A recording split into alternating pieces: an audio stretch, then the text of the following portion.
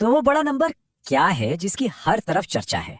हमारे एनालिसिस के हिसाब से रक्षा मंत्रालय अपने बजट में कम से कम 20% की जबरदस्त बढ़ोतरी की मांग कर रहा है। लेकिन ये 20% सिर्फ एक नंबर नहीं है।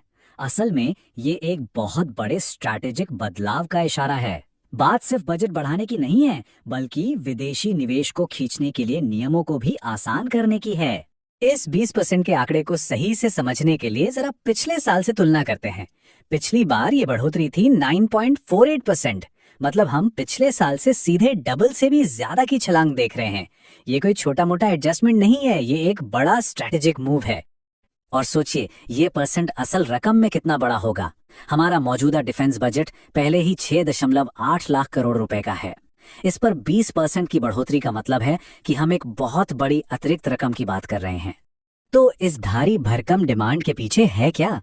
देखिए, हाल के जो सैन्य ऑपरेशंस हुए हैं उनसे एक बात तो साफ हो गई है कि हमारी सेनाओं को फौरन और ज्यादा मॉडर्न इक्विपमेंट और टेक्नोलॉजी अपग्रेड चाहिए। ये अब कोई चाहिए वाली बात नहीं रही, ये एक ऑपरेशनल जरूरत बन चुकी है। स्ट्रैटेजी का पहला पार्ट तो बड़ा सिंपल है, बजट के जरिए एक बड़ा फाइनेंशियल पुश देना। लेकिन असली सवाल यह है कि ये पैसा आखिर जाएगा कहां? सारा फोकस रहने वाला है कैपिटल बजट पर। इसका मतलब है कि पैसा नए हार्डवेयर खरीदने, टेक्नोलॉजी को अपग्रेड करने और सबसे जरूरी हमारी अपनी घरेलू मैन्युफैक्चरिंग कैपेसिटी और रिसर्च एंड डेवलपमेंट को बढ़ावा देने में लगाया जाएगा। अब बात करते हैं इस स्ट्रैटेजी के दूसरे और उतनी ही जरूरी हिस्से की। ये हिस्सा विदेशी पैसा इस सेक्टर में लाने के लिए बनाया गया है और यहीं पर एक बहुत बड़ा पॉलिसी चेंज देखने को मिल सकता है। उम्मीद है कि ऑटोमेटिक रूट से, मतलब बिना सरकारी मंजूरी के मौजूदा लाइसेंस होल्डर्स के लिए एफडीआई की लिमिट 49% से बढ़ाकर सीधे 74% कर दी जाएगी। ये एक बहुत बड़ा कदम होगा। तो पिक्चर बिल्कुल क्लियर है।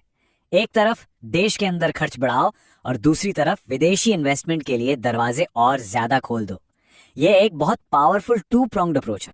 निवेश के नियमों को आसान बनाने का मकसद एकदम साफ है, डिफेंस सेक्टर में विदेशी प्रत्यक्ष निवेश यानी एफडीआई के फ्लो को तेज करना।